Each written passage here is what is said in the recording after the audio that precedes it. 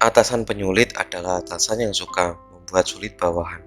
Pola atasan macam begini ada banyak, tapi akibatnya beragam, yaitu kesulitan kerja bagi bawahannya, alih-alih membimbing dan mempermudah, mereka lebih sering jadi penghambat. Ada beberapa jenis atasan penyulit yang biasa kita saksikan. 1.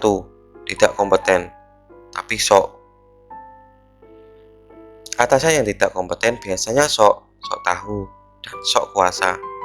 Ia ingin pekerjaan dilakukan sesuai kehendaknya, tapi ia tidak bisa mengukur apakah yang dia kehendaki itu bisa atau mudah dilakukan, efektif, efisien.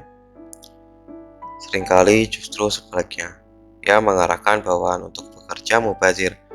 Atasan yang tidak kompeten biasanya juga sok kuasa dan arogan. Ini dia lakukan untuk menutupi kelemahan dan rasa rendah diri karena ia tidak kompeten. 2. Apatis, tanpa inisiatif. Ada banyak orang menduduki jabatan tertentu entah karena apa. Saat duduk di situ, ia diam saja, tidak melakukan apa-apa, juga tidak mengarahkan. Bawahan akan pusing karena berada dalam situasi tidak jelas. Kita mau berbuat ini salah, itu pun salah, padahal ada banyak persoalan yang harus diselesaikan. 3. Atasan tidak konsisten, pelin-pelan. Hari ini dia minta begini, besoknya lain lagi tuntutannya. 4. Atasan perfeksionis dan ambisius. Ia menuntut hal yang lebih baik lagi, tanpa mempertimbangkan situasi yang dihadapi. Banyak pula tuntutan yang sebenarnya tidak perlu dipenuhi dalam konteks pencapaian tujuan kerja. Bagaimana cara mengatasi atasan yang seperti itu? 1. Tetaplah bekerja dengan baik. Ingatlah bahwa kita bekerja untuk mencapai tujuan organisasi atau perusahaan, bukan untuk melayani atasan. Banyak orang terjebak hanya bisa melihat dirinya sebagai bawahan seseorang, bukan bagian dari organisasi. Ia kemudian menjadi sepenuhnya tergantung pada atasan, utamanya secara mental.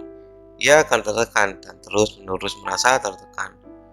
Ubah cara pandang kita, yakinkan diri kita bahwa kita bekerja untuk organisasi, bukan untuk atasan. Berprestasilah hingga orang-orang di sekitar melihatnya. Dengan demikian, atasan kita dipaksa untuk berlaku objektif oleh lingkungan. 2. Beranikan diri untuk berargumen. Sekali lagi, berargumen, bukan melawan. Melawan hanya tindakan sekedar menolak atau enggan mengerjakan sesuatu. Berargumen artinya kita memberi alasan kenapa pekerjaan itu tidak perlu dilakukan atau harus dilakukan dengan cara berbeda. Buktikan secara logis didukung oleh data yang memadai.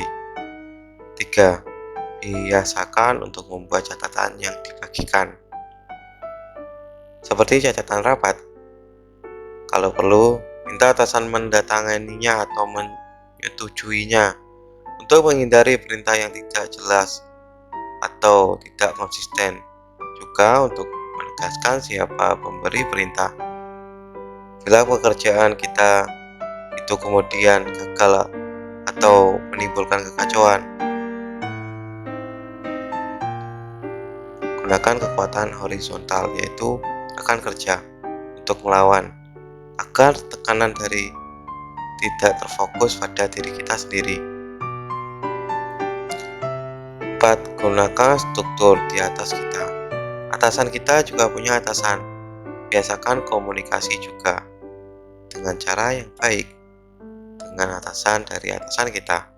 Dengan demikian, struktur di atasnya akan tahu apa yang terjadi di bawahnya. Bila diperlukan, gunakan kekuatan di atas sana untuk menekan atasan kita sendiri.